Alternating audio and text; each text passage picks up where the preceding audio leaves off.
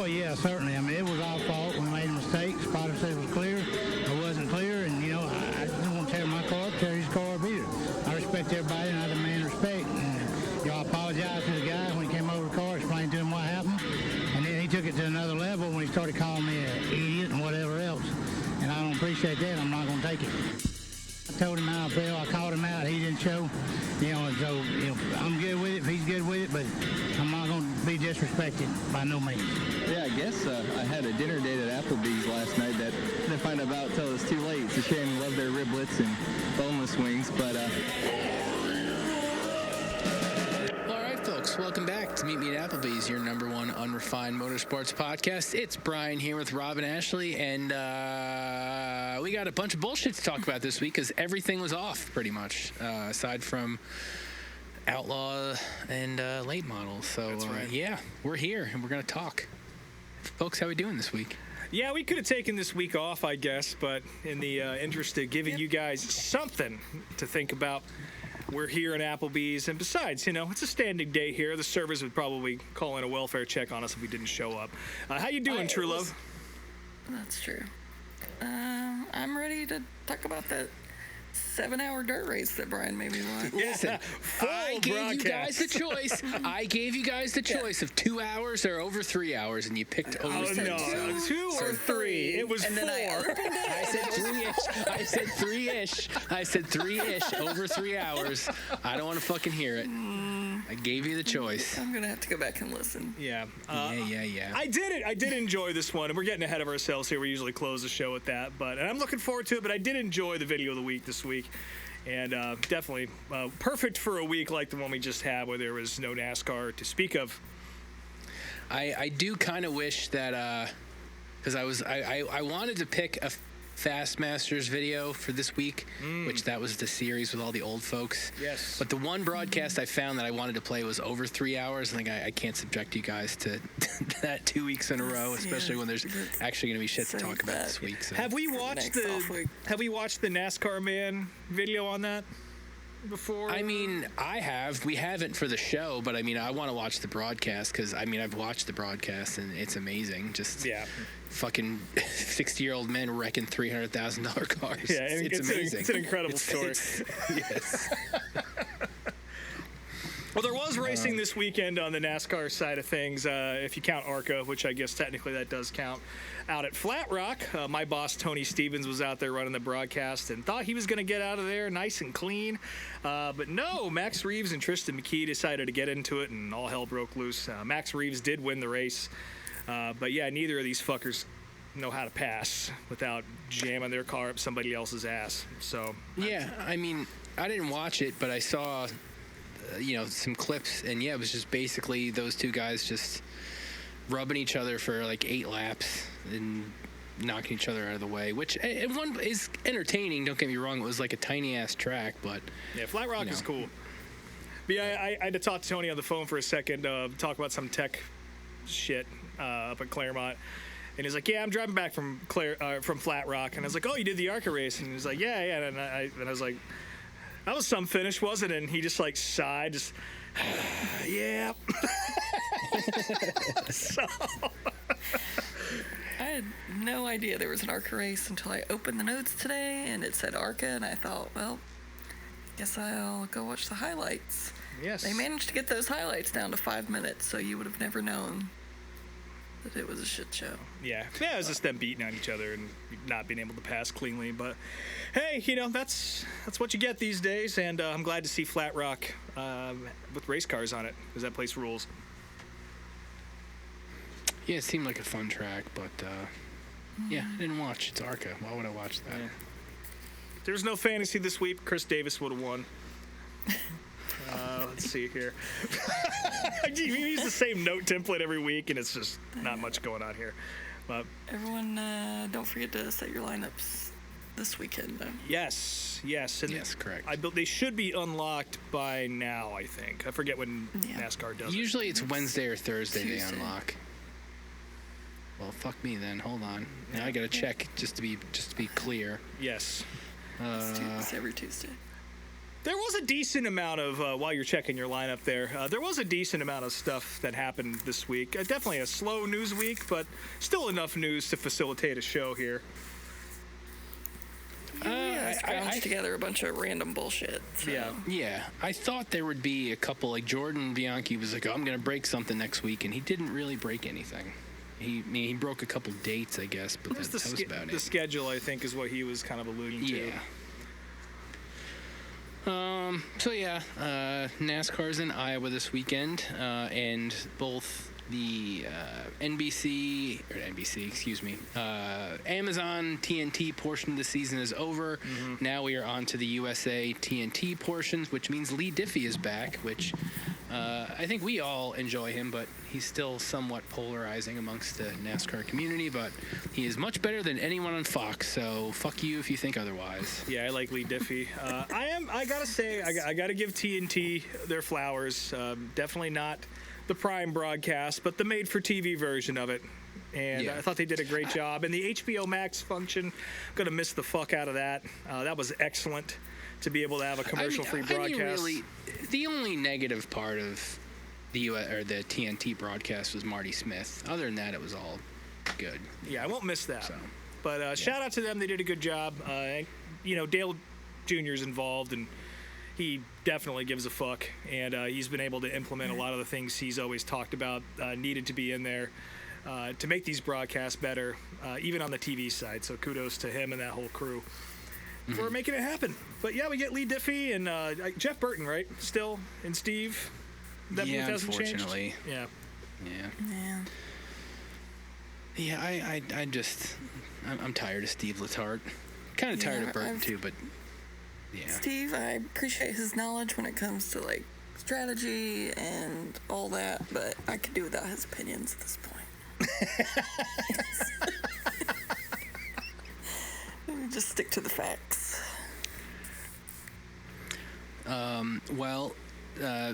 Like I said, NASCAR's in Iowa this weekend, and we talked in Indy about a Michael Annett tribute from Mike Harmon, but this week we're going to see a Michael Annett tribute by Sammy Smith, which will be the pilot car. Unfortunately, they're not running the Flying J on the side like Annett used to, but is Pilot based out of Iowa or something? Is that why they're running it there? Is Michael from Annett Iowa? Is from Iowa. Yes. Okay, so that makes sense then. Yeah. Also in Iowa, Carson Brown will be making his O'Reilly Series debut for, is it JRM? Jordan Anderson Racing, the number 32 car. Okay. They think that he will probably be in an RCR car next year if Austin Hill stays in the 33 Cup car, because he's RCR development driver. So. Yeah. So we're looking at Chandler Smith and Carson Brown. Cool. What a duo. Hope there's crash clauses. I don't know anything about Carson Brown, but he's got a real jarhead on him, so there's that. Nah, Carson's good. He's a little wrecky, but Carson Brown is fast. He's good at ARCA, is all I know. I guess he's supposed to run the throwback race at Hickory this weekend, but now Lee Pulliam will fill in for him. Much better. Yeah. Much better. I would say Carson Brown was filling in for Lee Pulliam, if you ask me. Well, hopefully they get enough sponsorship lined up for RCR next year. But speaking of sponsorship, I don't even know what the fuck I'm looking at. Kyle Sieg announced his new sponsor this weekend in Iowa, Buttface. That's right, Buttface. Yeah. What is Buttface? It is a toy that is basically a butt, a big rubber butt that is sold in stores. Yeah, it farts and it shimmies and yeah. Listen, this is Assy McGee Erasure for those who were Cartoon Network Adult Swim fans in the 2000s. One of the best cartoons ever, as far as I'm concerned. This I can't believe this made it to a race car. Buttface. We go from the poopsicle, which we're about to talk to in a minute, and to the Buttface car. True that's Love, where we're at. I believe it's True Love who brought up that the Instagram account only has 30 followers. Yes. Buttface. So this could be us. We could be on an ARCA car. But instead it's Buttface. Well, we don't have any merchandise in Walmart, so there's that. Yeah. Do they? Yeah. Those things are in big jiggly Walmart. butts Yeah. marketed at children. Well, folks, when you're looking at the disappointing wave of Lionel diecast, when you're shopping for groceries at Walmart, be sure to hop a couple aisles over to the anatomical section, I guess, and check out the jiggling butt face and support Kyle Sieg. Listen, if there's a butt face diecast, I would buy it, just out of principle. Yeah. How about the There's not going to be, card? but Pick up a pack of poopsicle wipes for your butt face toy. well, speaking of the butt wipes, the Poopsicle car has a new home. It has made it to Dale Jr.'s graveyard. Junior hasn't really talked about that too much recently, just because he says he hasn't gotten many new cars because, especially in the next gen era, like nobody's given those up. So he doesn't get too many new additions, but the Poopsicle is in there. So if you're ever lucky enough to get a tour of that place, that's where it rests. So R.I.P. but Poopsicle car. I'm sure a family of raccoons will enjoy living in that for generations to come. More news. Legacy Motorsports made a few more announcements to their celebrity ownership group. I forget who the whole list was, but I know Bryce Harper was on there. But who else was on that list? It was 9 people. So Bryce Harper, Scott Dixon, Jen Rubio, who is, I had to look her up. She's the CEO of Away Luggage. Andy Roddick, the tennis player, Dario Franchitti, Kelly Slater, the surfer, Chase, is it Utley or Yetley? Chase Utley. Utley from the Phillies, Tony Kanaan, and Sam Byrne, who just said Cross Harbor Capitalist Partners. So Just a rich guy. Rich people and more athletes. Yeah, IndyCar guys. Yeah, interesting how Scott Dixon got everybody's panties in a bunch a couple weeks ago talking about NASCAR races, and now he's a NASCAR owner. Funny how that works out. Yeah. If only people would have listened to what he actually said and still getting their butts heard about it. Yep. Speaking of Jimmy Johnson, though, I made this note and it didn't. Oh, it did save. Okay, you just cut it all up, Rob. You put the IHRA update in the middle of it. Jimmy Johnson, yesterday on Twitter, some interesting tweets came up from Lowe's asking Carvana and Ally if they wanted to partner with Jimmy Johnson. So it seems like maybe Lowe's is coming back for one race next year to be on Jimmy Johnson's last ride at Daytona, which would be cool. I don't understand how Ally would be on there, though, because isn't Ally like the GM financing company? Ally is GMAC. Yeah, that's GM. That's all part of GMAC is that was the financing company that sponsored cars forever. Yeah. So why would they be on a Toyota? Good point. Does Rick sell anything other than Rick sells Chevys? Toyotas, but I don't know if that would still. I don't know if he does. He's a Honda guy. He does Honda. Maybe I don't know if he does Toyota or not. I'd be curious to what the logistics behind getting that done were. But if mountains like that could be moved for anyone, I bet you Jimmy Johnson's last race in the 48 would be one of them. Yeah, that's a good point. I could see that happening. Still no word on what Alex Bowman's number is going to be, but I think we're all pulling for the 55. Yes, I absolutely am, for sure. Yeah, there was a cool rendering somebody made on Instagram or whoever. I forget who did it. It was an actual designer, wasn't it? Yeah, it was. It was a legit designer. Somebody I follow on Twitter that I sent to you guys, and it's a good-looking car. Lowe's was on the front and Carvana was on the back. And then I saw somebody else today that kind of put like the Ally colors in the center around the 48. Kind of a little bit cluttered because like you got 2 blue and silver sponsors and then a purple one in the middle. But regardless, like I'm sure they'll figure something out, and I'm sure it'll be a cool looking car that will sell a bunch of die-casts and shit. So yeah, or Lowe's won't do it, and it's just going to be a really ugly ass Carvana scheme with a bunch of pictures of Jimmy's face all over it. And I don't know. I feel like Lowe's can throw a couple $100,000 at having the hood of the car at least. So. I wouldn't be shocked to see that, but that'd be cool. I mean, it would be very cool. You know, if you're gonna bring the 48 back, bring it all the way back. Yeah, for sure. And let's see. So we got some more fun IHRA news. Yeah, a little bit more detail on why things are going the way they are. Yeah, so the story goes that SpaceX owes Daryl, whatever the hell his name is, like Daryl Cuddle. $500 million, over $500 million for unpaid contracts or whatever. Again, this is all about data centers and things. All shit I told you guys when this all was announced. Like, it's all they're just doing this to buy tracks to turn them into data centers. But turns out, Elon doesn't pay, just like his buddy Trump. Shocking. So it's all shitting the bed, and I feel bad for anyone who's owed a check at this point. And it seems like there are many. I've been seeing a lot of people talking about legal action, as you would expect. Oh, yeah. Lots of that. Lots of upset racers. Now, they don't have a schedule to be on.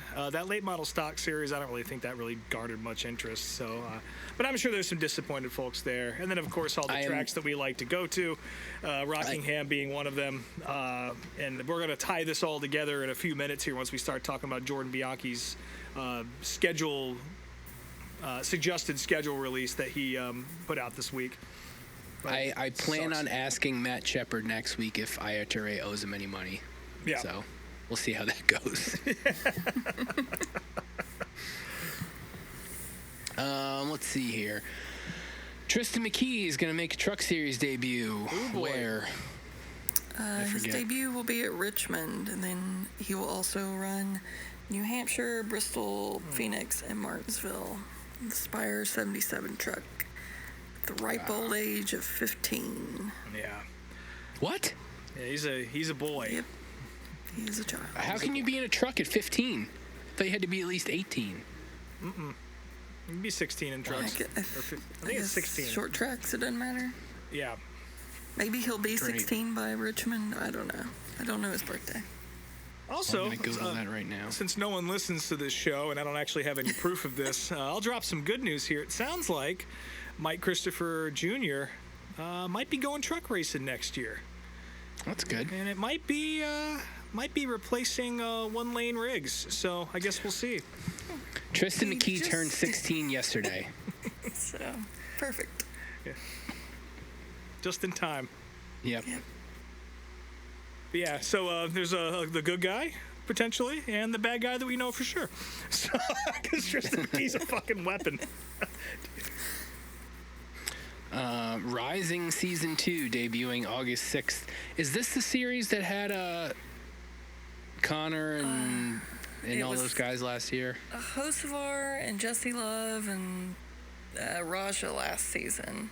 So who's on this season? And this season it's Hocevar, Zillage, and Butterbean. Okay. But it's only going to be on some streaming platform called... Actually, I'm not going to pronounce it. I'm just going to spell it XUMO Play. Zumo. The fuck is that? Zumo Play. I don't know, but that's where it'll be.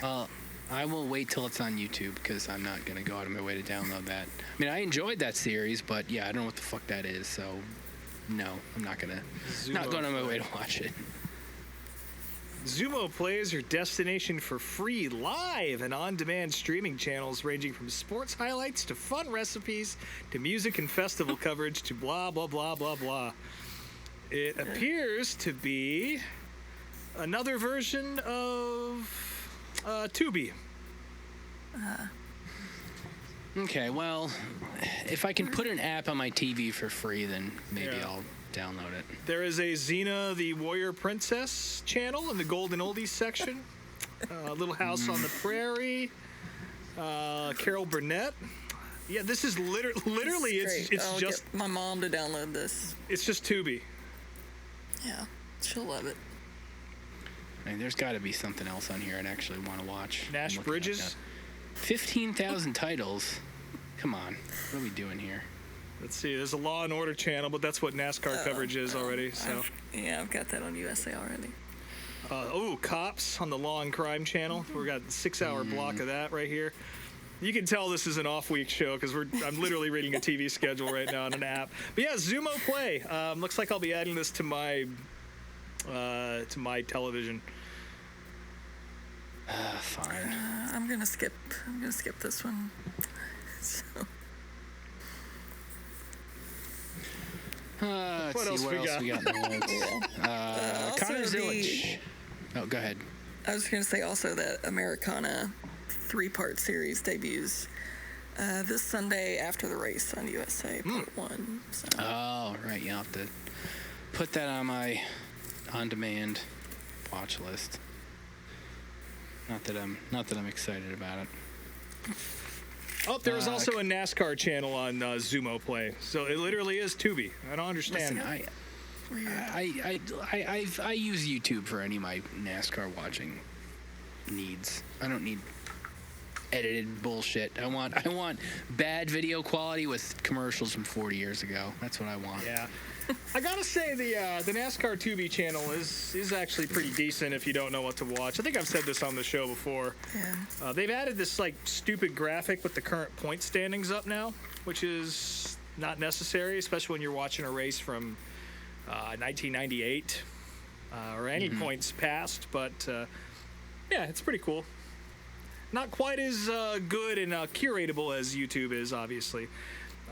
Also, I want to give a shout out to our Video of the Week playlist. If you ever don't know what to watch, just fucking put that on shuffle. You'll find yourself somewhere that you want to be eventually. Yeah, I mean, You might suffer a not- little too. You will. Yeah, it's not all stop motion videos. There's lots of good stuff. I mean, if you It really is. listen to the show, you know, we watch some good stuff, lots of bad stuff, because Yes. I love torturing my co-host. Yes. But, you know. But yeah, I was scrolling through it the other night when I was doing some YouTube maintenance, and yeah, it's a nice little collection of shit. So if you ever want racing content, we've done a fuck ton of these episodes, so we've forgotten what's on there. And I was scrolling through that, and yeah, if you ever want to kind of just immerse yourself in a random world of motorsports clips, yeah, go to our YouTube page. It's good. Yeah. Let's see. Connor Zillich and Todd Gilliland hosted Actions Detrimental this week, which was a fun episode. Not as fun as Noah and Chase on Dale Jr. Download, which apparently that might become an actual podcast, which I hope it does. But Should. yeah, Connor and Todd was fun. Trying to think of anything really interesting on the episode. Todd at one point definitely wanted to call Connor and Jesse Love's relationship gay, but he couldn't. Yep. But, He just said that they were oddly close. That's what he left it at. it's the second coming of Mikey and Dale, folks. Is what it is. Yeah. He asked Jared if he was a flat earther because he likes to climb rocks. And then he revealed that Michael McDowell is a flat earther and has the most crazy conspiracies of any other driver he knows. So. Which is really not a surprise. Well, he I did would take say. a pretty hard hit at Texas that one time. That'll knock some flat Earth knowledge into you. You guys ever seen that documentary Beyond the Curve No. about flat earthers? It's some kind of monster of pseudoscience. Definitely worth a watch. I mean, I've definitely consumed a lot of flat earther content, and it's always very funny because anybody that doesn't like pay attention to science or history, like recently, my buddy Mike from First Evidence Club brought up the fact that there are a bunch of players on the Blue Jays that don't believe Babe Ruth existed. Like what? Like what planet are you on? They're like, we've only seen that one video. Rob, you'll appreciate that Mike the Situation from Jersey Shore is also a flat earther. Of course he is. I was gonna say, I thought you were gonna say that he's now part of the Legacy Motor Club ownership. I mean, that might be coming. That would be the top of the list of news if that was true. Yeah, the Snooki Special coming to a racetrack near you. Gilliland also talked about how much of an anime guy that Austin Cindric is. And he said, Cole Custer, he said, you never hear much from him, but 2 beers in, you'll hear a lot from him. So, Yeah, I've heard that. Yeah. yeah. That's fun. I feel Cole Custer's probably a fun guy to get drunk with. Cole is, again, I've never met the guy, but from all accounts, he's a sweet dude, and he is fun to hang out with. He did celebrate his one and only Cup Series win at the Thirsty Beaver in Charlotte, so I points for that. Didn't he win at Phoenix or something? Kentucky. Okay, that's right. And then they shut the place down, so it would never happen again. But I did see him at Saeed's one night.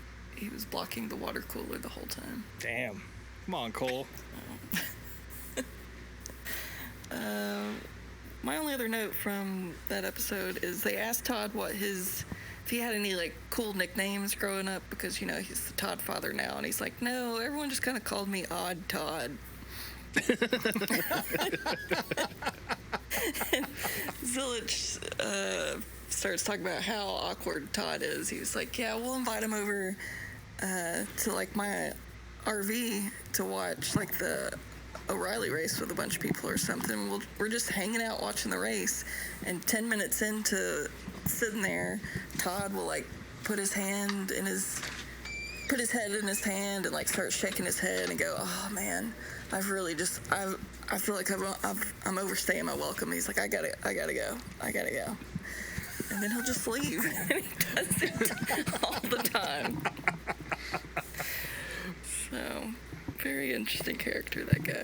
Yeah, he did an episode of the Black Flag podcast a couple months ago, and he seems like a genuinely good dude as well. Yeah. Todd Gilwood. And he's $1 million richer. Too. Did they talk about what he spent any of that money on? Well, no, but he mentioned, he's clearly not getting. He's probably getting like a quarter of that, I would say, if he's lucky. But no, they talked about how I guess they had a little dinner club, and whoever finishes last has to pay, and it's like pretty much all been Connor almost every week this year. So well, he's got that Red Bull money. Yeah. Let's see some more news. You ready to get mad, True Love? I've been mad. There's some more shady shit going on at the Nashville Fairgrounds. Whatever group. CARE, Nashville is what they're called. Yeah, Citizens Against Racetrack Expansion. Yeah, they've been going out with petitions to people, and I forget what. Somebody have better notes for this, because I saw the videos, but I don't remember exactly what they were trying to prove. Basically, something to do with tearing the track down or something ridiculous that wasn't actually true. Yeah, I guess in 2023 there was something that came out about NASCAR being allowed to tear down parts of the track, but that's solely just to upgrade it for like future races. And this group is like taking that and twisting it and telling people that they're going to tear the whole racetrack down, and to go ahead and sign this petition, because it's going to be torn down anyway, and once it's torn down, they're going to get affordable housing in there. It's kind of like completely ignoring every single argument that anyone for the track has ever made. Like, no one wants to tear that down. Like, it's one of the oldest tracks in the country. That's the whole point of keeping it. That has never been part of the agreement with the town or any part of the negotiations. Like the actual surface itself and the shape of it and the footprint, that is going to stay. But yeah, real greasy shit from these folks. Which seems to be sort of shadow funded by the guy who owns the Nashville MLS team right next door. Yeah. Also, the big joke about affordable housing in Nashville, which is just fucking absurd. Yeah, especially right next to that fancy ass soccer stadium. Yeah, please. and the apartment complex that's like feet from the racetrack. Exactly. Shout out to I was trying to look this up. Do you know what the reporter's name is? Yeah, his name is Levi, I want to say Ismail, Ismail. He's at News Channel 5 in Nashville. Yeah, shout out to this guy doing excellent work.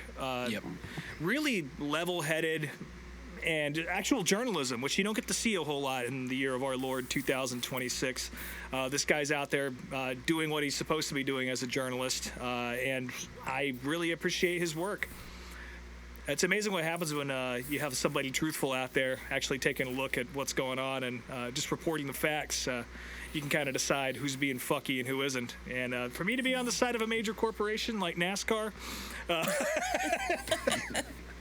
that says something. So Yeah, the whole thing with this care group is if they get 55,000 signatures on this petition, then they'll be able to put the fate of the racetrack on a ballot for the voters to decide.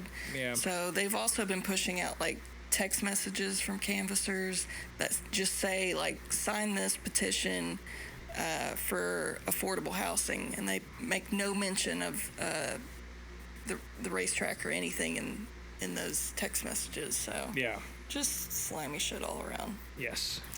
But if there's a whole thing too that this reporter gives information on, that if you did sign this under these false pretenses and want to remove your name from the petition, he gives the steps on how to do that. So Yeah, but again, excellent work. Shout out to that guy for being seemingly a great journalist. I'm definitely going to check out his other work, and because he seems to have a good head on his shoulders. So yeah. shit pissed me off.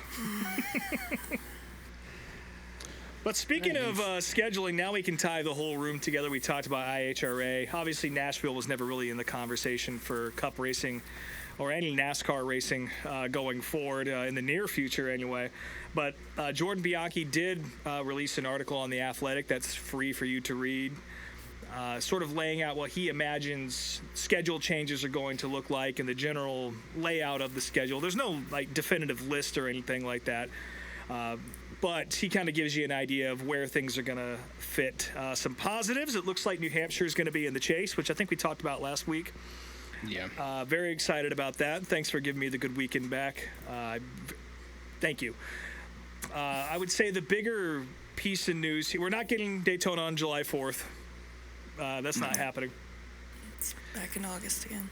And what else was, North Wilkesboro going to be the All-Star race is what it's looking like? Yeah, I didn't get a chance to listen to all of the download today, but Marcus Smith was on it, and I know they got into that. So they were I know they were going to talk about the All-Star race and the concept in general. So I'm interested to hear that tomorrow when I get to work. But yeah, I personally think that would be a bit of a shame. yeah, I agree. It also sounds like the Clash, or it's been announced that the Clash is going back to Daytona. Yeah, officially announced today. So where does that leave Bowman Gray in the mix? We don't know. Again, I think this is all stuff we kind of hinted at last week, but it's kind of firming up and becoming more official now. It said, potentially a truck points race I saw rumored for Bowman Gray instead today. That'd be cool. I'd take that. Yeah, it's funny. They spent all this money on these places, and now they're getting put on the back burner a little bit. Also, San Diego potentially, or not potentially, it sounds like that is in the mix. As long as they can get their P's and Q's worked out, it sounds like we'll be going back to the island next year. Yep.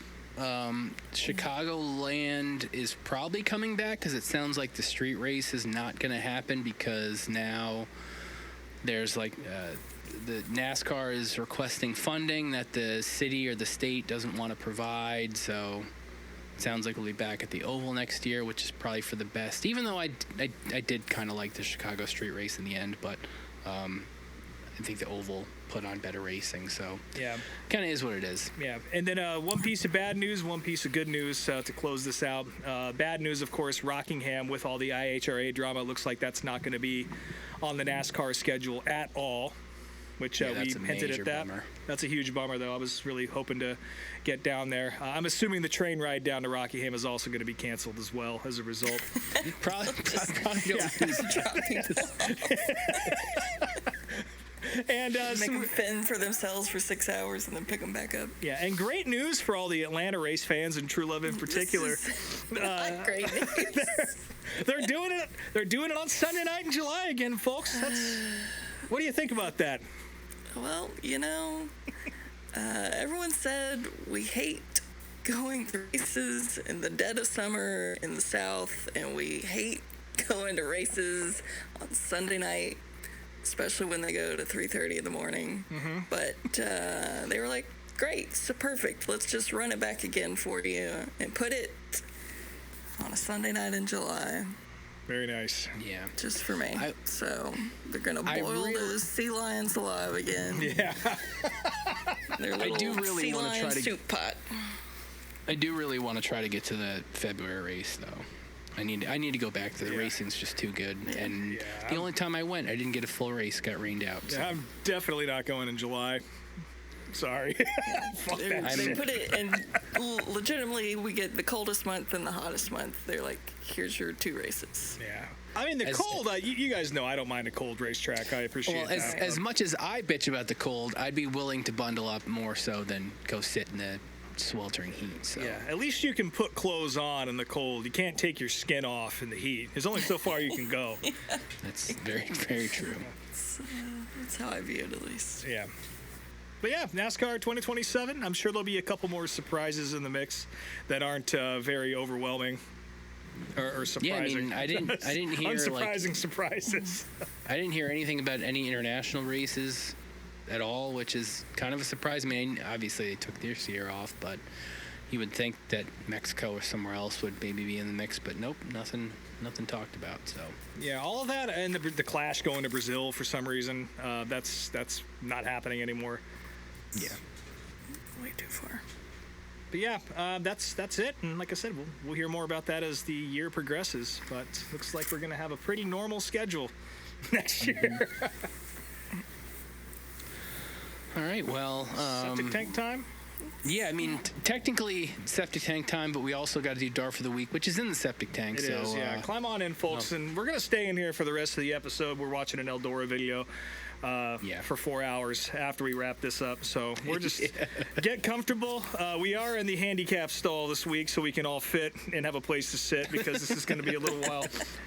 World of Outlaw late models. They were up at Cedar Lake for the USA Nationals. So we're gonna do the DARF. Yeah. I just didn't want to Okay. mess the format up. Okay. Big time show. Lucas Oil was off. A lot of other series were off. So a lot of cars on the property. Definitely a major crown jewelish type event. Tyler Erb picking up a prelim win on Thursday night. Good for him. Probably the highlight of the night for most people was Bobby Pierce and Tanner English getting into it. And this is where our DARF of the week comes in. For those of you guys who didn't watch, it was a heat race. Tanner was kind of running the middle. Bobby kind of shoved his nose in there and cleaned him out a little bit. This is something we've seen Bobby do historically. He has a pretty, for new fans, he has a pretty clean reputation. He's called the smooth operator.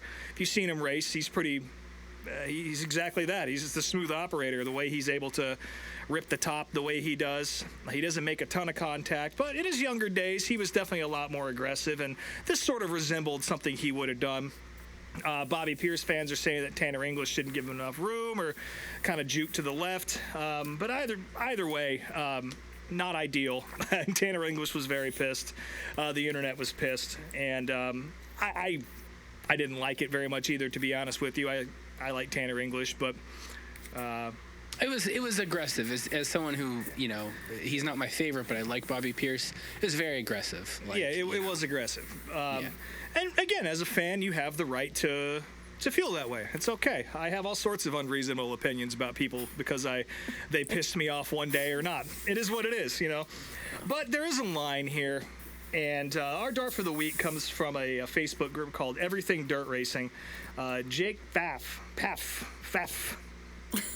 Jake Pfaff. Pfaff. He posted this screenshot. And Jake he basically said what I just said. Don't be like this dude at the end of the day. It's just racing and it's never that deep. 100% true, especially as fans. We are consuming entertainment. We don't have any blood, sweat, and tears involved in this like those guys do. But our DARF for the week is a man named Sterling Richards who said, and this is about Bobby Pierce, this is just fucking way out of pocket. Too bad your dad made it through to suffer watching you drive through fucking people. You're a fucking joke. World of Outlaw poster boy for sure. Only driver that can cause wrecks, drive through people with no fucking punishment. And of course that got a lot of laugh reacts, as it should. And some of that I would say is okay to say, but to bring the tall, cool one, Bob Pierce's name into this, that's unacceptable. Absolutely unacceptable. And I know Brian has the death sentence ready to go for this one. Oh, yeah. His punishment is to watch his dad die.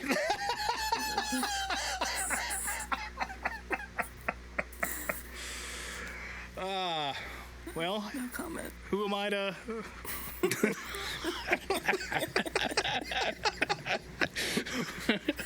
Who am I to interfere with the justice system at work? We don't often issue a fuck you, but I'm going to issue one to Sterling here. Fuck you. Again, and this is coming from a guy who is not a Bobby Pierce fan by any stretch of the imagination. Just let's keep it civil, folks. And it's okay to be angry. It's okay to be upset. It's okay to cuss and say things. But the general rule is, if you're going to say something, make sure you be willing to say it to somebody's face. And I bet you that Sterling is probably a little too chicken shit to say that to Bobby Pierce. Or Bob Pierce, who could probably, still coming off of a stroke or whatever happened to him, could probably whip this guy's ass. So that's actually, that's my additional punishment. After watching his dad pass away, he's going to get his ass whipped by Bob Pierce. Because that'd be funny. Anyway, moving on here. Saturday, Dan Ebert won the pole dash. Good for him. He's been showing some speed this year. Oh, go ahead. Friday got rained out also. Yes, it did. Oh, that's right. They ran everything on Saturday, all the qualifying. Yeah, which is why I fell asleep again before the main event, because he had to run both days, and I didn't make it till the end of the night. Right. Yeah, that was Friday. Yeah, Dan Ebert won the pole dash.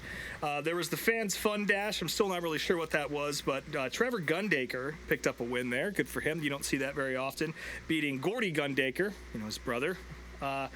And this is funny because this week, this AI list of the best dirt racers has been making its rounds on Short Track Facebook. And Trevor Gundaker made the list, but Gordy didn't. And I thought that was silly because, I don't think either of them belong on a best dirt racers list. But let's also say that once you see this list, if you have even, elementary knowledge of the dirt world, you are going to get infuriated because it just... I can't even explain. I mean, we'll have to post it in the Instagram post. It doesn't take long to get to the bullshit. We got Chase Briscoe at number 21, which that's respectfully that's not true. Yes. Also, decidedly non-dirt racing drivers Noah Gragson and Doug Coby both making the list. Noah Gragson was ahead of a lot of big-time guys, and just behind Hudson O'Neal and Jimmy Owens on the list, which Yeah. Ahead of Billy Moyer. Ahead of Billy Moyer. Doug Coby, I don't know if he's ever raced on dirt, but he's on here, so good for him. Doug Coby is very good, don't get me wrong. Just not a dirt guy. Casey Kane coming in at number 33. Amazing what a big win can do for you in the world of outlaws. Let's see here. It's thighs. And we'll just go through the top 10 here, and you guys can make your own judgments. Kyle Larson, of course, number 1.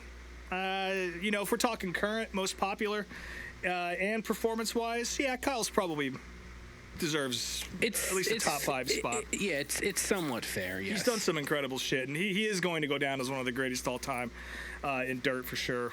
Donnie Schatz at number 2, not recently, but of course you can't fuck with that. David Gravel, he's stomping everyone in World of Outlaws because Brad Sweet retired. Brad Sweet behind him. I disagree with that. Chris Madden at number 5. So do I. Yeah, Chris Madden being number 5 on the list. The top full-time dirt late model guy, which, that's debatable. Chris is great. I'm not a fan of him either, but...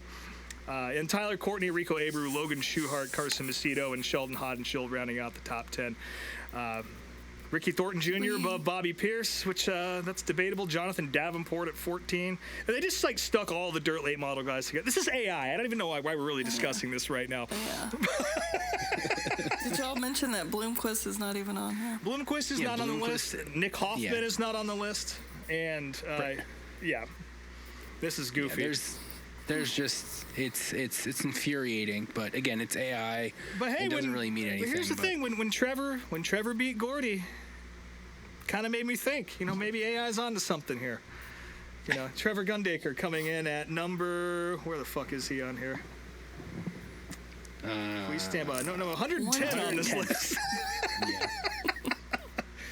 Which is already too many people for a list. Yeah, we're just listing people in general at this rate. But yep, the list got that right. Trevor Gundaker apparently better than Gordy. But at the end of the night, it was Bobby Pierce picking up a win. I fell asleep well before this kicked off again because of the extended schedule, putting all the Friday schedule ahead of the Saturday night program. But Bobby Pierce went out there. He did. Nick Hoffman was leading for a little while. And then Bobby Pierce got around him. Nick Hoffman had a bad points night and now falls further behind Bobby in the World of Outlaws standings. And then Bobby Pierce took his traditional bath in the lake at Cedar Lake, which is what you do. You dive in there and get wet. Makes for great entertainment. But congrats to Bobby Pierce. A few states over, the World of Outlaws sprint cars were spending a weekend in Pennsylvania. They were at BAPS on Thursday, I believe. Posse member Chase Dietz picking up one for the boys, bringing home a trophy to the porch. That racetrack is pretty cool. And they swung over to Williams Grove, one of my favorite racetracks to go to. Buddy Kofoid won the prelim night. Tyler Ross got his right rear run over by a push truck. I'm sure you guys saw that on the internet. That was a shame. Sounds like Williams Grove is trying to figure out a way to pay for the damage done to the car, which, yep, probably should do that. Yeah. When you rip the right rear off of somebody's car, you should probably pay for it. But then David Gravel cementing himself as the number 3 driver on the best dirt racers AI list by picking up a win here at the Williams Grove Summer Nationals. Let's see here. We talk about a lot of racetracks closing and going through problems here. Of course, Rockingham, who knows what's going to happen there. All the Dorana racetracks, who knows what's going to happen with those. But you don't often get to hear a story about one reopening, but that's what happened at Belle Claire this weekend. That was a nice little show on Sunday night on Flow Racing. Kenny Wallace was in attendance racing a UMP mob, but he unfortunately wrecked in a heat. It wasn't really anyone's fault. He just kind of drove into it, nowhere he could really go. But hate to see the Herminator tear up a nice modified. But shout out to Jacob Denny picking up a midget win. Mike Harrison winning the UMP mods, and then Billy Lieb winning the micro sprints or whatever the fuck they call them out there, outlaw carts. I have no idea. But that was cool. Always good to see another racetrack reopening, and Belle Claire is a legendary spot. So let's keep reopening them because they're not building new ones. That's for sure. And some huge news in the dirt late model world. It's not quite news yet. You've probably seen rumors of this on the internet. I can't confirm nor deny whether or not this is actually happening, but I can say that there's definitely the smoke from this fire is legitimate. It sounds like Spire Motorsports, of course, you all know them from NASCAR competition and from owning Carson Hocevar's late model. They'll take and run all the Flow Racing Night in America shows. It sounds like they are going to be teaming up with Ty Tworg. I can never say this fucking guy's last name because it's insane. Yeah. It's a tongue twister. Yeah, Ty Tworg and Nick Hoffman. That's the big rumor right now. And if they do this, that's huge money coming in. I've heard some numbers thrown around with this. There's been some floating around on the internet. I don't know what's true or what's not, but it does sound like this particular pairing is very likely, and this will shake the entire dirt late model world once it's announced, because that's big money and infrastructure coming in here. Lots of big sponsorship, and that's a huge deal for Ty and Nick Hoffman and that whole gang if it comes to fruition. So keep your eyes peeled. You didn't hear it first, but you certainly didn't hear it last. But yeah, if I was a betting man, I would put money on this coming to fruition. Speaking of racetracks opening, here's one that's not. Selinsgrove just announced that their lease has not been renewed by the Fair Board, and they don't know what the future is looking like. And this is the 80th anniversary season at this place. It's been there a long time. You ever been to Selinsgrove, Brian? No. Is that close to you? I have no idea. Let me look it up real quick. Where is it? Selinsgrove is in Pennsylvania, and I think I forget where. No, that's a little further away from Pittsburgh than I thought. Yeah, it's 5 hours from here. Yeah, definitely in a that's part of the Central state PA. I've never been to. I always thought it was a little closer to the state line, but who knows what the future's going to be here? But hopefully somebody's able to come in and save this place. Again, this is the 80th anniversary of them opening. They've been in operation pretty much the entire time, and I'd hate to see another classic PA track fall by the wayside. So hopefully that's not the case. And again, my apologies for confusing everybody. I took a screenshot of this. I saw it on Twitter, and I took a screenshot. Yeah, and Carson Elledge is at the bottom of it, talking about something else. And she's crying at the bottom, and Lowe's is trying to comfort her. There's some random white lady at the top, so this made for a fun discussion before we started recording. Yeah, if something is the focus of a screenshot, just crop it. Just crop it before you send it to your friends. Kyle Cummins is your Indiana Sprint Week title over in USAC, so congratulations to him. Also, a little bit of drama between Justin Grant and Robert Ballou this weekend. Kind of a similar, like the sprint car version of what we saw with Pierce and Tanner English. Justin Grant was in there for sure, but a lot of people trying to say that he fed him Ballou a right rear, which, Grant has been known to do that. Again, it's kind of hard as the couch-born referees that we all are, or officials, to make the call. But Robert Ballou was understandably pissed by this, a hellacious wreck. And in fact, it bent the frame of the car above his head. He's very lucky he wasn't seriously injured or worse, suspended, because he would... Yeah, you see pictures of this, and that came really close to his helmet. And if another car had come in there, or he hit just in the wrong spot a few inches to the right or left, that could have been a really severe deal. But I'm pulling up the tweet right now. I forgot to add this into the notes, but boy, he was pissed. Confused. Robert Ballou says, one thing hasn't changed is that Justin Grant is still a cunt, in all caps. Every dog has his day. Yeah, like Robert Ballou's... he's the shining example of patience. This is the guy who tried to fight a tow truck driver a couple years ago, so take that as you will. But yeah, very scary deal. And despite my feelings on Robert, glad to see him walk away from that relatively unscathed. Up north here, we had a big open modified show at Monadnock. Since pretty much all the other touring series had the weekend off, we did have some heavy hitters come in, and Ron Silk was one of them. He picked up a $10,000 check for his troubles up at Monadnock, so good for him. Anytime you throw an open show in an off weekend, the locals are not winning the money. I'm sorry, it's not going to happen. And Ron Silk picking up a win there. And speaking of, I didn't realize that Brian didn't care for Brad Sweet as much as he apparently doesn't. But Brad Sweet pretty much effectively announcing his retirement from 410 competition, which is kind of crazy. He was entered into the Knoxville Nationals, but he is now withdrawn from that. I'm not sure what Paul Silva's plan is. Larson, I don't believe he is running the Knoxville Nationals at all, and if he was, it was going to be one night. I'll try and get some information on that, and when the Knoxville Nationals actually come up in a couple weeks, we'll revisit this. But yeah, it sounds like Brad Sweet is done, which, it's kind of crazy. He has been winding down. He's only been running a very part-time schedule, doing some stuff out in California, occasional shows with Paul Silva, and he's kind of let that just be his schedule. And it sounds like that's all set. So Brad Sweet, definitely one of the greatest of all time, especially in the modern era. I can't say I'm sad to see him go. But I don't hate Brad Sweet like Brian does, apparently. But I don't hate him. I just don't like him. Yeah. There's definitely drivers I like less than him, but just nothing about him appeals to me at all. Yeah. But yeah, Brad Sweet apparently going to focus more on the high limit shit and all that, which, he's got a lot of business stuff on his plate, so I guess I don't blame him. And again, he almost got killed at Eldora last year, so I fully understand his decision to step out. Also, Ashton Torgerson out at the Three Stooges team. He is no longer on the Knoxville Nationals entry list. Steven Snyder Jr. appears to be the full-time replacement, or at least for the Knoxville Nationals. He's pretty handy, so that'll be cool to see what he can do with that car, even though it's not all that fast. Ashton wasn't able to get much out of it.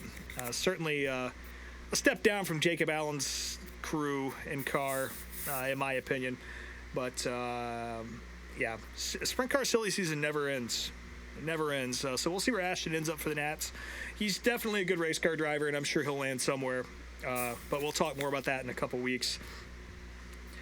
Lots of racing coming up this weekend. Speaking of Knoxville, the 360 Nationals are happening this weekend. That's going to be on Dirt Vision.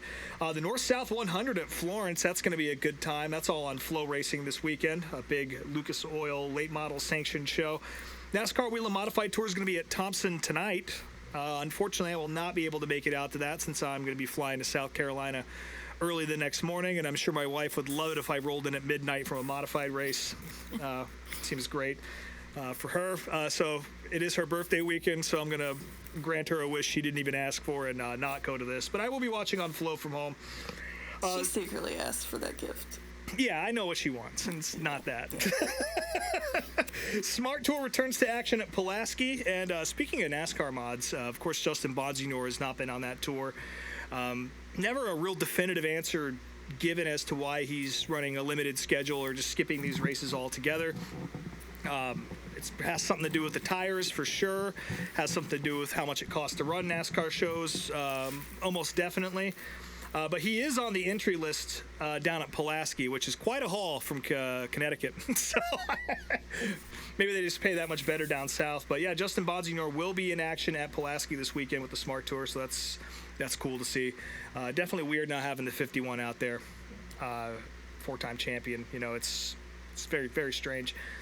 USAC Silver Crown's going to be out of Iowa alongside the NASCAR Cup Series and all the NASCAR divisions there. That's going to be cool. Bobby Santos was the last guy to win there back in 2011, and he'll be on the property. So we'll see if he can.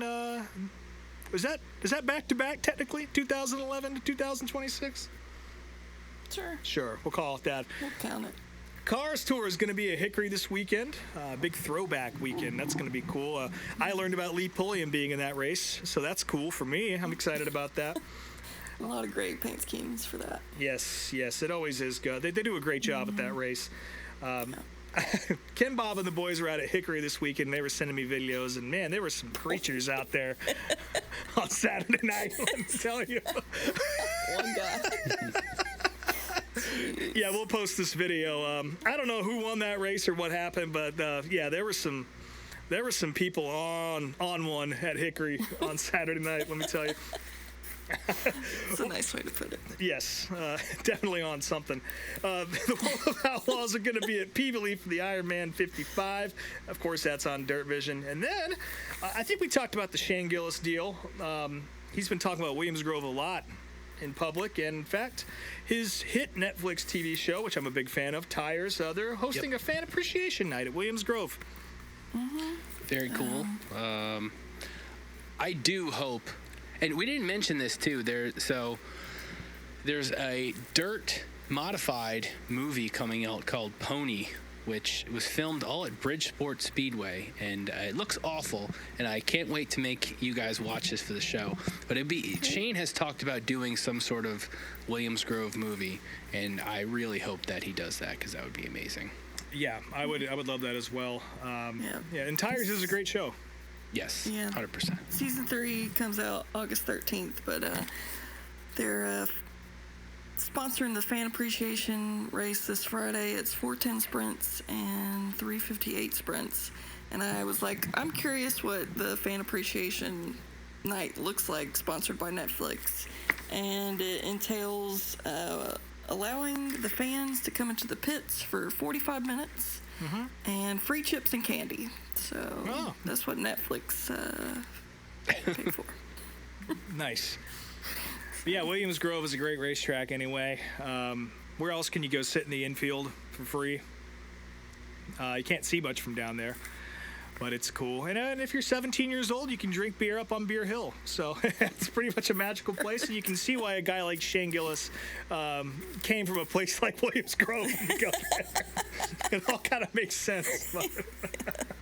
But that's you have a big night coming up at Claremont next week too, don't you? A couple weeks, yeah. We've not only do we have a full slate of the local divisions. In fact, we've added Crown Vics every week now.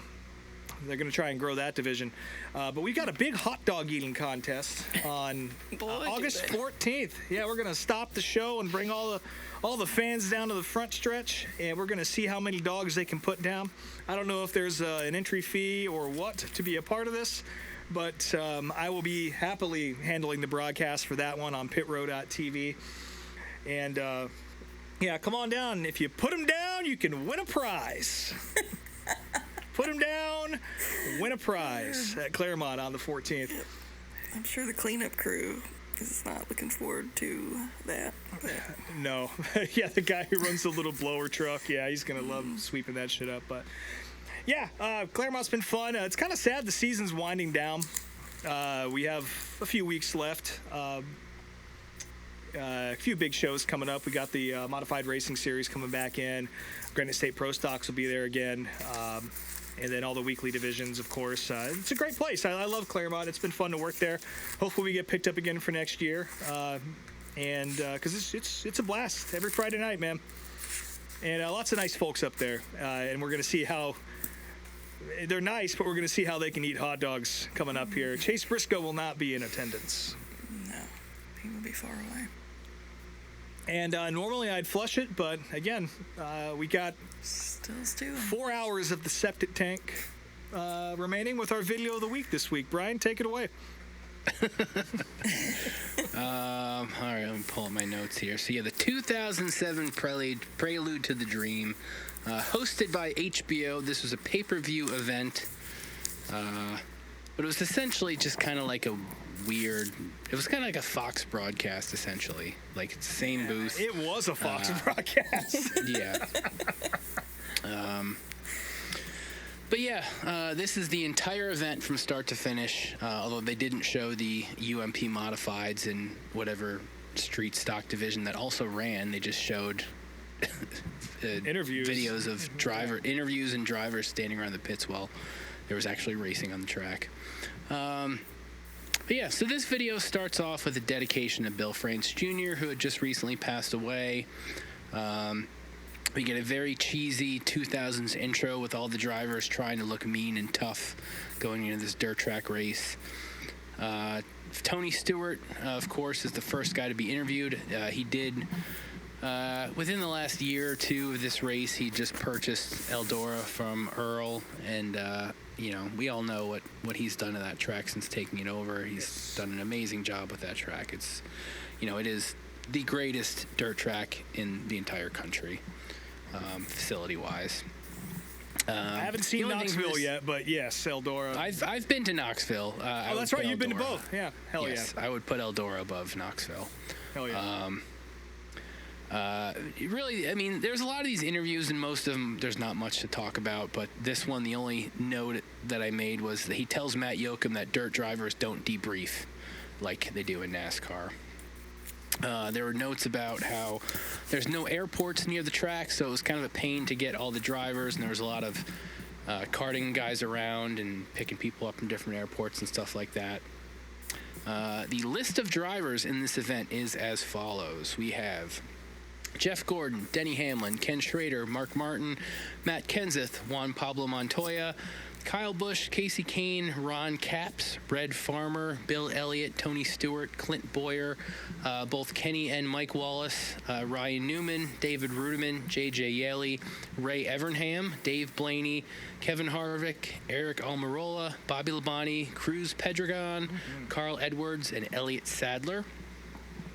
Dick Berggren tells us Juan Pablo was having issues fitting into his seat, and this was his first ever time driving a dirt race of any type. And you we could get tell. an interview with, yeah, definitely. There's a Jeff Gordon interview. We see the booth for the show is going to be Mike Joy, Kyle Petty, and Darrell Waltrip, and we also see DW driving the water truck backwards around the track. We learn that Dick Trickle is the standby driver for Red Farmer in case he doesn't want to do the whole 30 laps.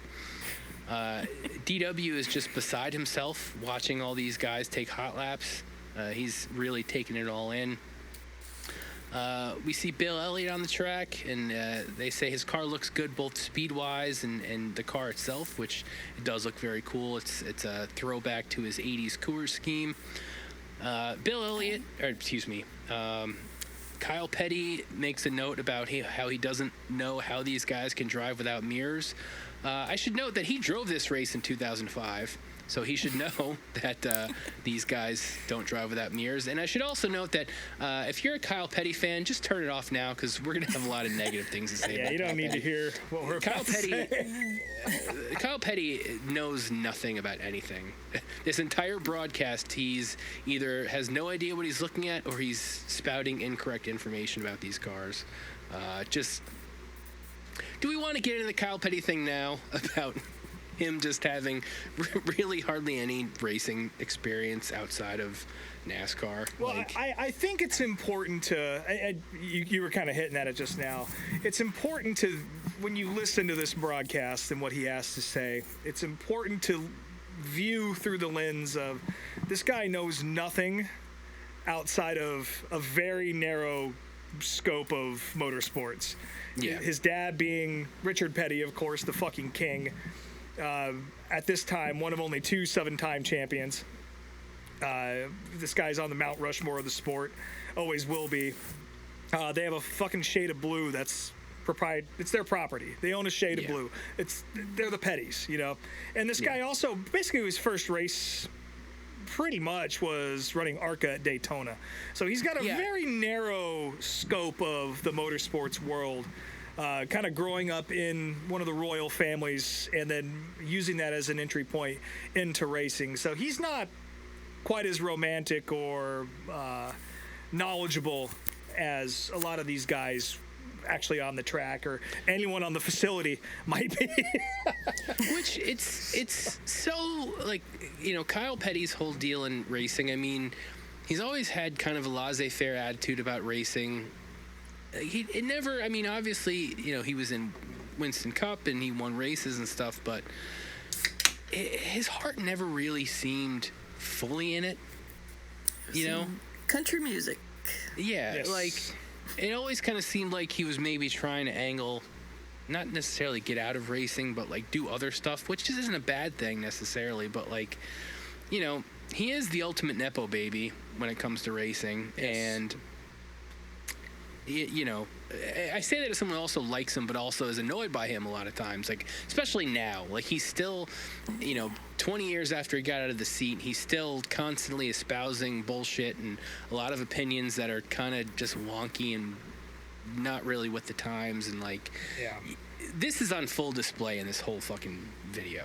Like, again, like I think not just this video, but in general, anytime Kyle Petty opens his mouth, you have to view it through the lens we just described. This guy has a very specific and small ecosystem that he grew up in, and he doesn't.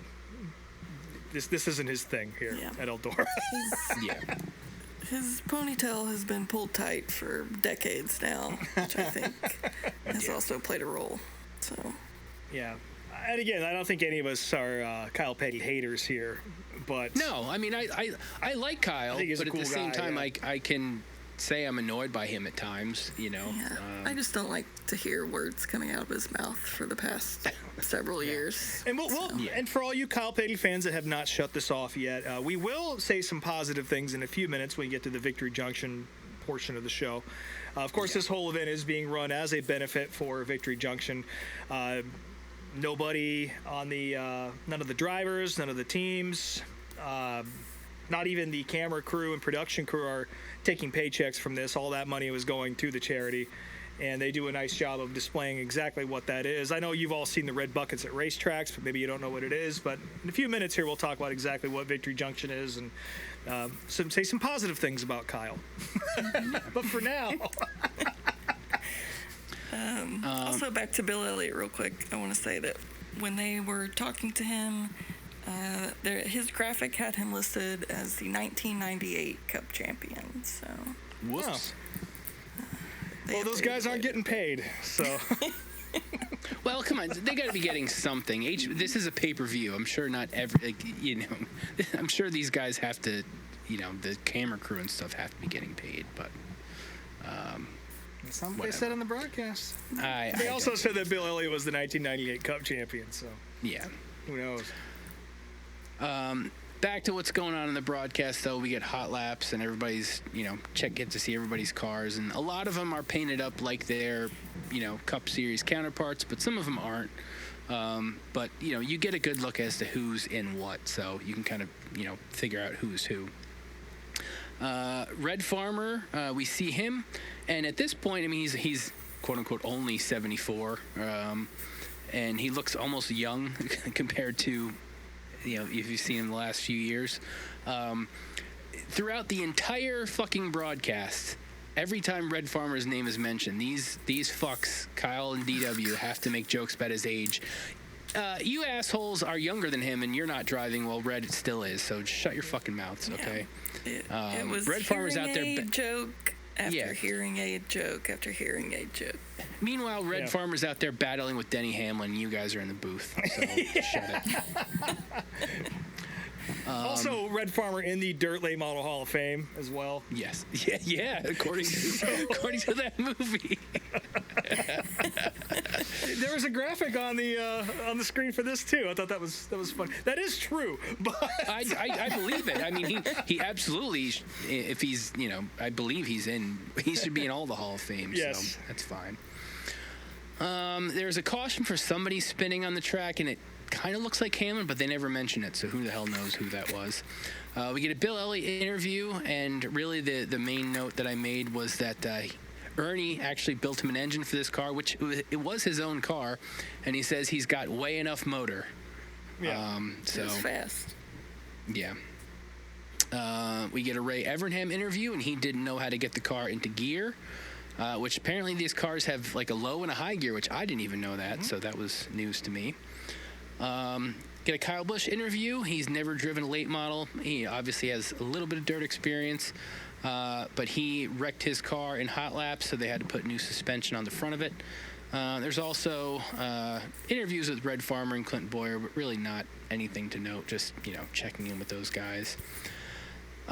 We get qualifying is up, and DW quips about the cooler/garbage bag policy that he says people were just bringing garbage bags full of not Mountain Dews into the track, which definitely was not the case when we went there last. But I don't know what the laws were like back then, but you definitely. Let's be honest. People do bring their own garbage bags in, so to speak. But yes, you're not supposed to do that. We see Ron Capps spitting out, trying to enter the pits after his run. Matt Kenseth gets into the wall in his run.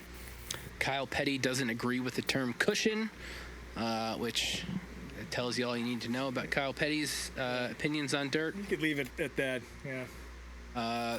They call Elliott Sadler the dirt track virgin, and he spins in his second lap of qualifying. I did not know J.J. Yeley's real name was Christopher. That was news to me. Mm-hmm, that's right. We also get to see Denny Hamlin chatting up the outgoing Miss Eldora. Yeah, that's in my notes. We're not there yet. Oh, okay, gotcha. That's just on my screen right now. Yeah. Mike Wallace looks like he has no idea what he's doing. Montoya is faster than Mike Wallace, and he also spins trying to come into the pits. Bobby Labonte gets the pole. Apparently he got really into dirt racing like a couple years after running this event and bought his own team, which we'll get to later on. And yes, we do see Denny getting flirty with Miss Eldora. At this point, there is an Eldora retrospective with Chick Hale, who was a longtime local at the track. There is an actual, during this segment, there is an actual DARF, like I think it was Daytona area something or others, but some sort of, or maybe Dayton area. I don't know. There was some sort of group that was just called DARF. So I made a note as to what time that shows up in the video, so I can get a screenshot of it for the post.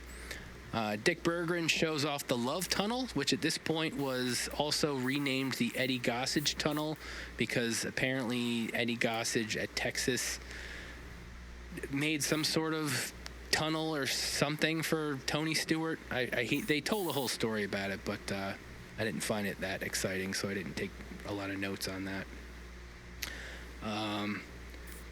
Kyle Petty makes this jab about Juan Pablo Montoya. Has that accent ever run here at Eldora? That's borderline cancelable. Maybe not, though. Maybe not. Maybe not. They talk about how they're inverting the top 4 qualifiers in each heat. Kyle Petty doesn't understand heat races, and at this point I made a note, Kyle Petty doesn't really understand anything, which we already mentioned. Despite being a part of this event previously. Again, we got to keep driving that home. Driver intros are up next, and we catch a glimpse of preteen Chase Elliott, who's wearing an Audio Skate Shoes t-shirt. He's actually in the video a ton, if you look for He's him, a few times, which, oddly enough, I mean, they talk about drivers having their sons, like they talked to Matt Kenseth's son and mentioned a few other drivers' kids.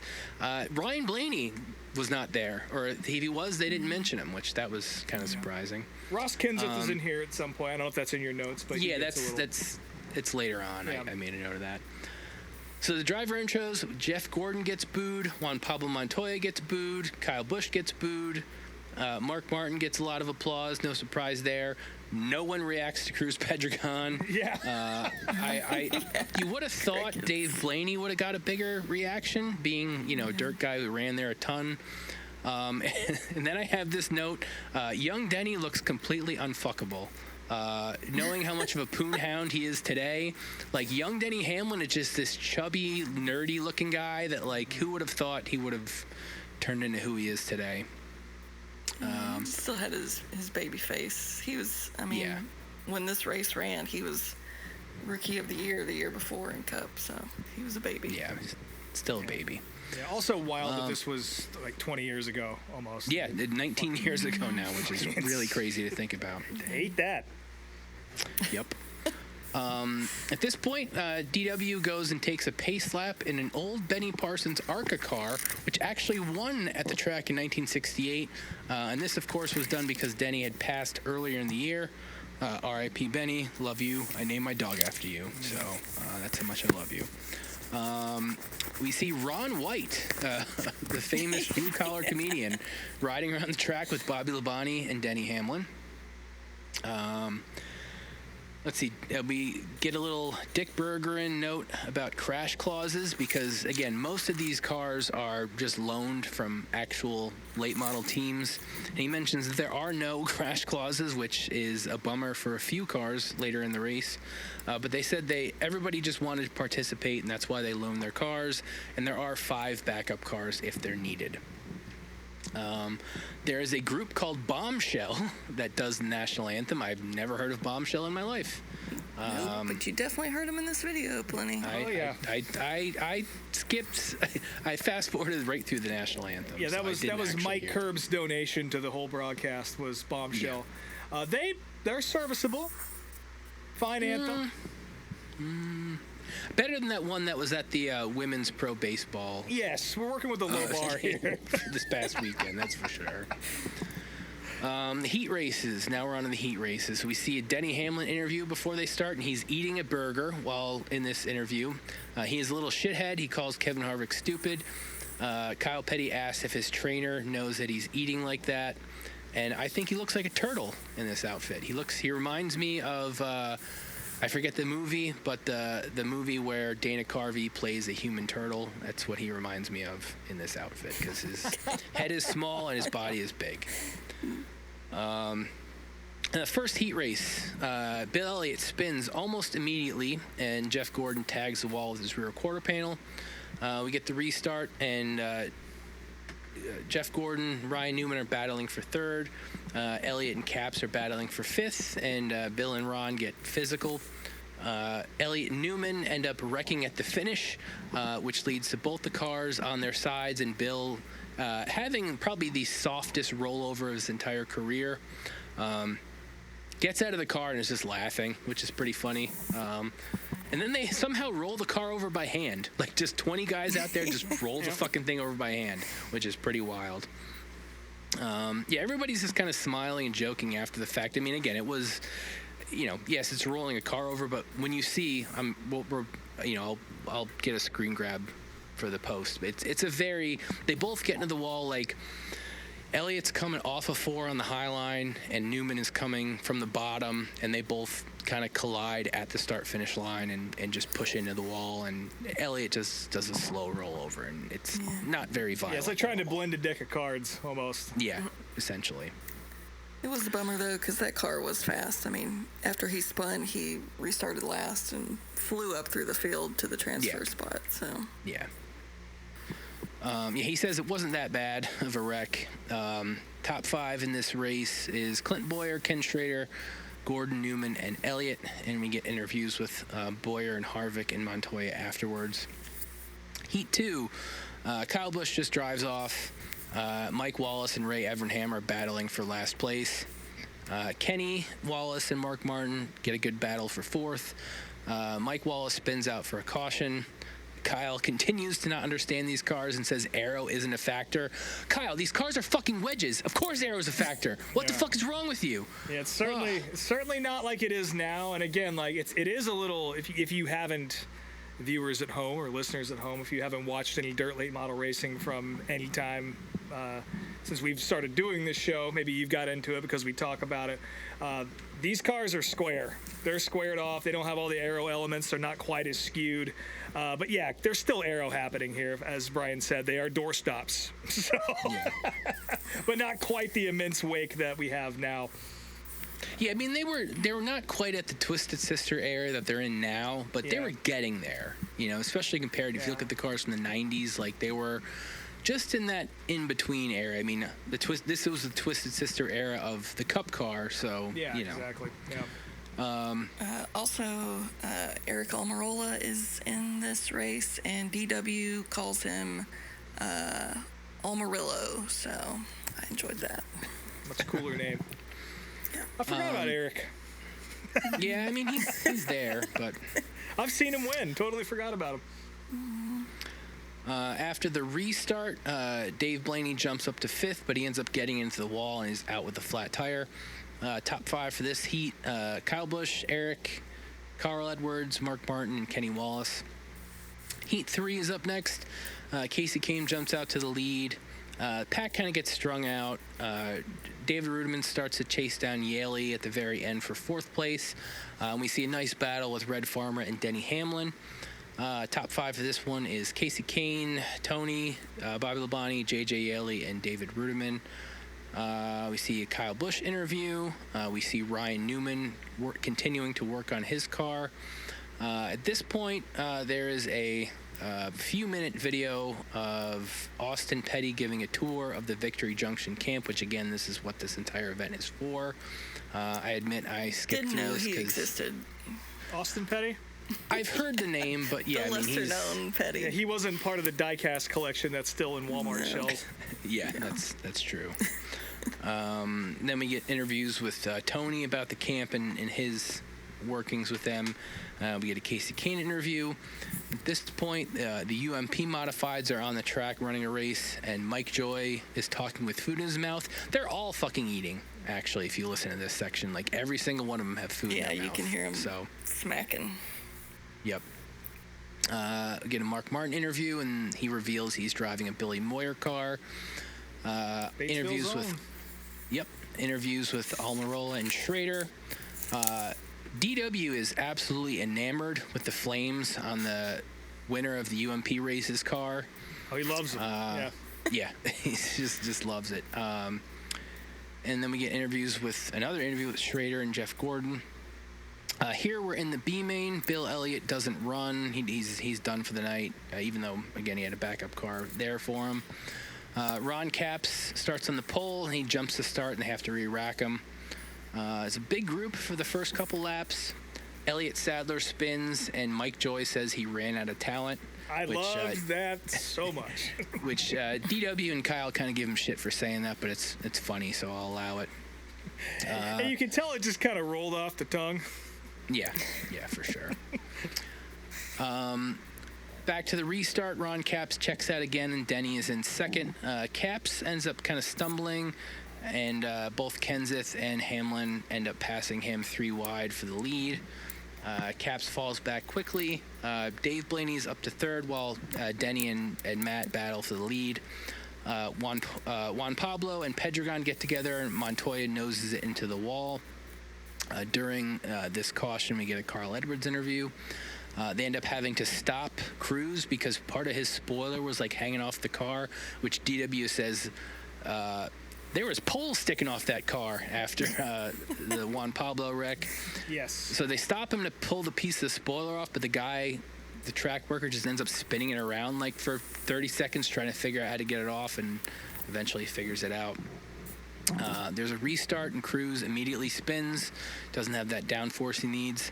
Another restart, and Ray Evernham spins immediately. While the caution flag is out, Kyle starts telling some golf trick shot story. This is funny. Back to the restart, Dave Blaney joins the battle for the lead. It's a close finish, but Matt Kenseth wins the B-main. Kenseth, Hamlin, Blaney, Caps, Harvick, and then Red Farmer. We get a Matt Kenseth interview, and they talk to his son. And I forget what he said at the end, but he said something funny that made me laugh. He was a kid of few words. Yeah, he was. Very much one-word answers until the very end. Then we get a Denny Hamlin interview. We see another shot of Newman finishing up fixing his car for the A-main. There's a Ray Evernham interview, a Dave Blaney interview, and then his dad, Lou, is there, who he is no longer with us. There's a Ron Capps interview where he explains tear-offs, which is kind of funny. Bobby Labonte interview where he talks about buying his dirt team. And this was interesting, a Mike Wallace interview where he talks about his daughter, who had just won a race at Hickory, and he talks about the struggle of women drivers in racing, which is funny because we all remember him spitting out Shauna Robinson at Rockingham, that piece of shit. And her voice is absolutely wretched. Good Lord. I feel bad for her. She sounds like she'd been smoking cigarettes for 25 years.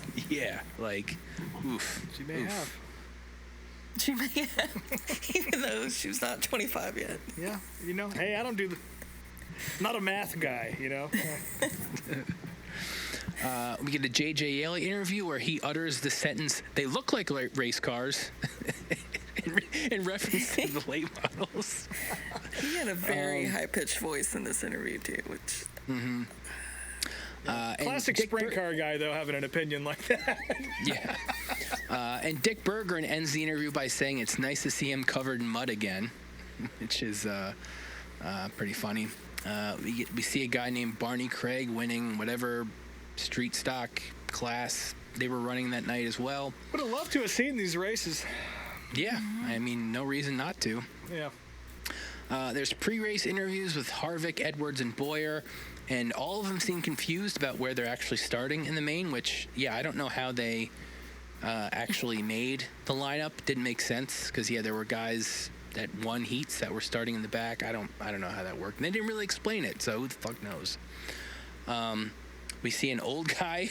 They just randomly show a shot of an old guy who was really into Casey Kane. He had a Casey hat on and was, like, screaming. Yeah. That's great. And DW utters the line, "Ever seen a race car with hubcaps?" Which he's talking about, like, the mud covers on the wheels, which every fucking dirt car run those, DW. I don't know where the hell you've been, but, like, oh, good Lord. Main event time. There are, as they're, doing the pace laps, there's sparklers, big-ass sparklers in each corner of the racetrack. The race starts, and Carl Edwards jumps out to the lead. He and Ken Schrader battle for the first couple laps, and we see Gordon and Tony Stewart kind of catching up to him in their rearview mirror. Ron Capps brings out the first caution after getting in the wall, and they show the choose cone, which is tethered by a rope, which I'd never seen that before. The booth is really obsessed with this cone guy. Yeah, they love it, which, I'll get to in a minute. But after the restart, Jeff Gordon gets around Tony Stewart for third. At this point, everyone starts to kind of spread out and get in their own lines. Gordon starts to reel the leaders in. Behind them, Kyle Busch and Casey Kane are battling. There's another caution for Ray Evernham getting into the wall. DW, again, likes the choose cone. He goes, I think I'm going to talk to Mike Helton about that. And a few years later, somebody talked to Mike Helton or whoever was the president at the time. Choose cone, something I didn't understand for a minute, and now I love it. Like, I think it's a great thing that they picked up from Dirt World, for sure. The restart here, Gordon's able to get around Schrader for second on the bottom. Gordon was running the bottom pretty much the whole race until his car kind of started to go away. We see Casey Kane and Bobby Labonte battling with Tony for fourth. Gordon gets to Edwards and is able to pass on the bottom, and they have just a great battle for a few laps, just crossing over, back and forth, trading the lead. Very cool to see. The leaders start to get to the lap traffic, and Gordon starts to fade. Then there's a wreck involving Bobby Labonte, Tony Stewart, and Casey Kane, caused by Kyle Busch, which was not on purpose. Like, it was kind of like, a bunch of the wrecks early in the race where guys were coming off of 4, and he just kind of tagged Bobby on the front stretch, and Bobby got on the wall and spun, and then collected Tony and Casey. After the restart, Kyle Busch is battling Gordon for second with Boyer and Kane behind. It didn't ruin Kane's night, but Tony was out. At this point, DW and Kyle just start spouting a bunch of bullshit about Gordon's tires going away, which this is a 30-lap race. Like, I don't know what the fuck they were talking about. It's a dirt race. Tires don't go away like in NASCAR. It's not like that. We see Schrader battling Boyer and Kane. Busch gets around Gordon for second. And there's a great three-way battle in the last lap with Gordon, Busch, and Edwards all going at it. Carl Edwards wins, and there's a photo finish with Gordon and Busch at the line. Of course, he does the backflip getting out of the car. Pretty basic interview after the fact with fireworks going off. Carl praises dirt racers all over the country and said this win is one of the most special at the time in his career. Kyle gets interviewed, and he apologizes to Bobby for wrecking him, but he had a great time. And pretty much every single driver all night, like every driver, didn't matter who it was, all had a huge smile on their face. Everybody was enjoying themselves and just having a blast, which was very cool to see. They end up joking about bringing NASCAR back to dirt, and if they only knew it was coming about a decade later. Yeah. And then there's a check presentation with Tony and Kyle Petty and a Jeff Gordon interview, and that is it. It's my first time actually watching one of these races. I mean, I knew about them and, seen the diecast and stuff over the years, but, I've only become a late model fan the last few years of doing this show, and this was really cool to just see a bunch of top stars and legends and some not quite legends driving dirt cars. It was a really fun race, a really fun broadcast. I was kind of hoping for maybe some more spicy stuff and funnier bits, being that it was on HBO, but a lot of the interviews and stuff with the drivers were kind of basic, but again, it was still really cool to see. And this was that era of NASCAR too, where those guys couldn't really cut loose too much. So. Yeah. But overall, it was great. I mean, I wish it was maybe cut down a little bit, because there's definitely a lot of the 3 hours and 42 minutes that we didn't need to go through. But still, overall, a great broadcast and a good way to fill some time on an off week. So, what did you guys think? It filled a lot of time. Yes, it did. I enjoyed it, though. I mean, especially the cast of characters that they assembled for this. And just taking a look back at that particular era, and, a lot of the guys that we know now being, baby faces here. Early on in the video, I appreciated that when they were interviewing each driver, they would give like little facts underneath about all their previous, dirt accomplishments, which is not something that they probably talked about much on Sundays. I mean, I loved all the Kyle Busch content, especially now. He's a little baby 22-year-old in these interviews. I know the interview after the race, he had dirt all over his face and a big smile on his face, and with the baby face, he definitely kind of reminded me of Brexton now. Let's see, what are my other notes? There's a great shot early on in the video of 6 very 2007 looking women sitting on top of a trailer, and they all have a red Solo cup in their hands. Yeah, I meant to note that. Yeah.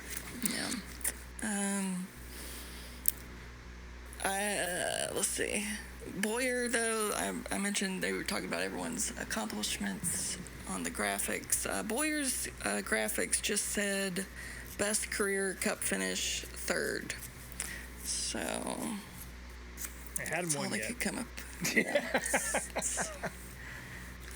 But yeah, for me as a Elliott fan, I enjoyed all the Elliott content. That car was beautiful. I especially love seeing little 12-year-old Chase Elliott running around with all these people that he would go on to race later in his career. He's hanging out with, Hamlin, who he would go on to have beef with, and, he's with Tony Stewart, he's always said was his hero growing up. And there's an interview with Tony where Tony said that he hated seeing Bill flip over because Bill was his hero growing up. So, what other notes did I have? There was another great shot of a lady in the crowd with big jugs and no bra, and she's holding a sign that said, having a blast on dirt. Yeah, So, HBO. I had that in my notes as well. I had that in mind too. Yeah, that was. I'm gonna get a screenshot of that. Yeah, I'd like to think she was there for Kenny. Yeah. Schrader or Wallace, you could take it back. Yeah. And, of course, I loved all the Casey Kane content. This was peak Casey Kane years, so. Yeah. And DW gave a random shout-out to drifting at one point, too. So. He did, yeah. He did. The one fun fact that I didn't know, or I didn't think that I knew, was that apparently Tony Stewart saw Jeff Gordon race a sprint car here as a fan in the crowd when they were both younger. So I thought that was pretty cool. Yeah, it makes sense. I mean, by mid-'90s, Tony was racing, obviously, and winning a bunch. But yeah, he probably would have been a kid in Gordon's dirt era. Yeah, Gordon was a kid when he was in his dirt era, too. So, Yeah. And the one good thing that Kyle Petty did was he gave a shout out to Jody Ridley kicking his dad's butt at He did. Woodstock. So I think those are all my notes. I mean, it really kind of reminded me of the parts of SRX that we loved, and Yes. kind of wish that something like this would come back, even if it's just once a year. I agree. Yeah. Well, I mean, Matt Tifft has talked about bringing back something to this effect at Mansfield in the next year or two. So I'm really hoping that happens, because obviously I'll be there for it. But yeah, someone needs to do something like this again, because I mean, this ran. I forget how long did this run for? 2004 until. It was 5 or 6 years. I think 2010 or 11 was the last one, right?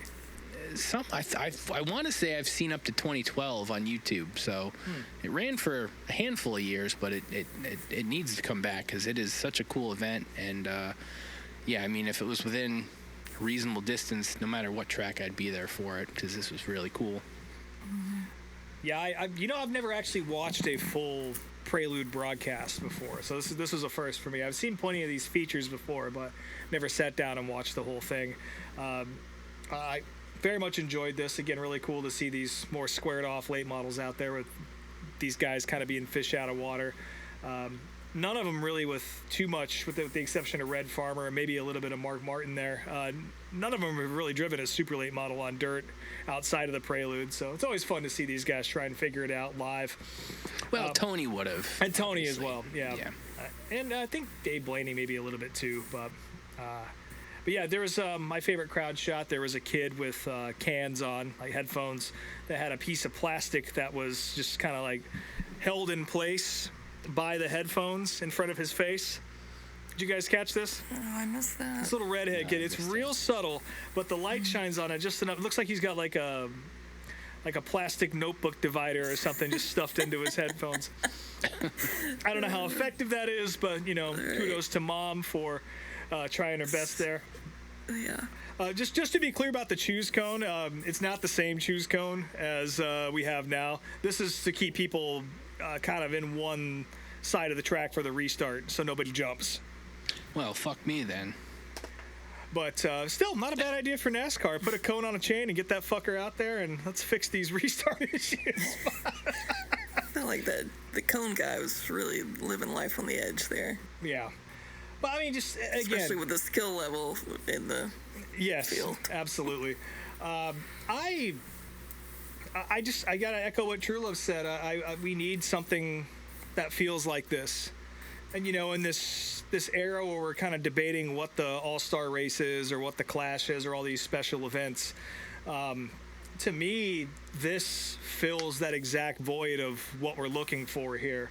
Yeah. Taking these drivers and putting them in something that's a little different than what they're used to, having some legends come back and give it a shot. Bill Elliott wasn't fully retired at this point, was he? I think he was still doing part-time at this point. Right. Or was he? I can't remember when he fully stepped out, but Red Farmer definitely, Yeah. But it just feels cool, and to see these guys kind of let their hair down a little bit. And I bet you now, in this modern era, especially with I'm sure that I don't know who would handle this broadcast if they did something like this. Probably Prime, presumably. But we have the ability, both from the broadcasting end and from sponsors being a little more willing to let their drivers kind of be themselves. And the sport is a little bit more trying to embrace that, I don't want to say edgier side, but, guys can kind of speak a little more freely than they were able to back in this era. And I think you could really have a great show if we did something like this. And, I miss SRX too for the same reasons.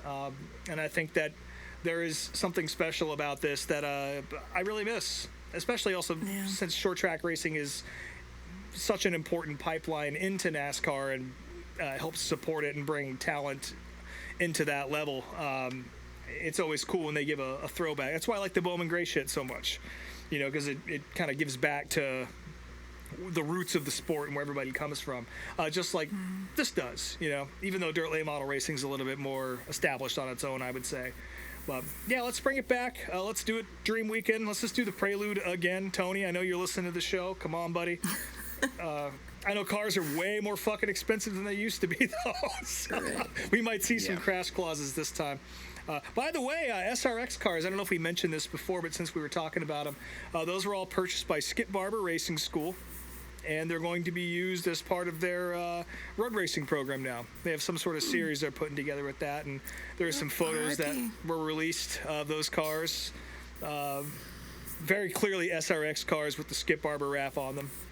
So won't be those guys, but it won't be those cars. But yeah, we need something like this is really what I took away from this. We need this again. Yeah, this whole event just felt so fun and lighthearted and laid back, which is not what the Clash or the All-Star is at all. Yeah, agreed. So. Agreed. Yeah. Cool. Well, I'm glad y'all enjoyed it. I enjoyed it. For the video leak next week, so obviously NASCAR is in Iowa this weekend, but the racing world in general is got their eyes on Iowa the next 2 weeks, because in addition to NASCAR this weekend, we've also got the 360 Nationals at Knoxville and the 410 Nationals the week after. Yes. So for this video of the week, a little bit brisker video at only 88 minutes. We've got the 1991 Knoxville Nationals, which was broadcasted on TNN. This is a full broadcast with commercials, because I saw some wacky ones in there. So yeah, that's what we'll be watching next week. I'm pleased. Back-to-back bangers. Yeah. We're still just going to be stewing in it. Yeah. I think we should flush it down just to get the stink out of here. Yep. Yeah, might as well.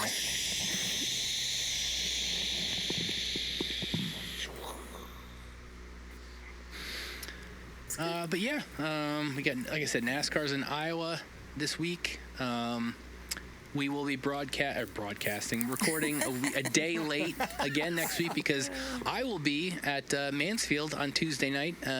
My favorite Super Dirt Series is running, so oh yeah, that's right. God forbid doesn't get rained out. I will be there. Like I said, I'm planning on bugging Matt Shepard about his IHRA sponsorship and I'll try to say hi to some other drivers and see what kind of stuff I can get myself into. So nice. Very excited about that. Good. But yeah, as always, you can follow us on Instagram and YouTube at Meet Me at Applebees. I am Speedway Screens on all the things. SpeedwayTSJ.etsy.com is the shop, and MMA Applebees at checkout for 15% off. It's still the same. I have nothing to promote. Not even giving the handle out anymore. Snake Mountain True Love. Pretty soon it'll just be 5 seconds of silence. And Yep. Rob Bones _unofficial on Instagram. I will not be at Claremont this weekend, unfortunately, but I will be parked on the beach down in Charleston, South Carolina for the weekend, celebrating my wife's birthday. So that's going to be fun. I looked at racing and racetracks that are happening around there, and definitely nothing within range that I would be allowed to go to, since this is a birthday celebration. So I'll be watching from the TV and the Airbnb going forward here. But I think next weekend, since my wife will be out of town on business, I'll have a lot more racing to talk about. I got a whole short track weekend planned that I'm very excited to share with you guys, but we'll talk about that when we get there. Cool. Well, as always, I already said that part. You want to do it again? Yeah, no, I'm not gonna. It looks like the check is here. The check is here, so thanks for joining us again at Applebee's, and we'll talk to you all next week.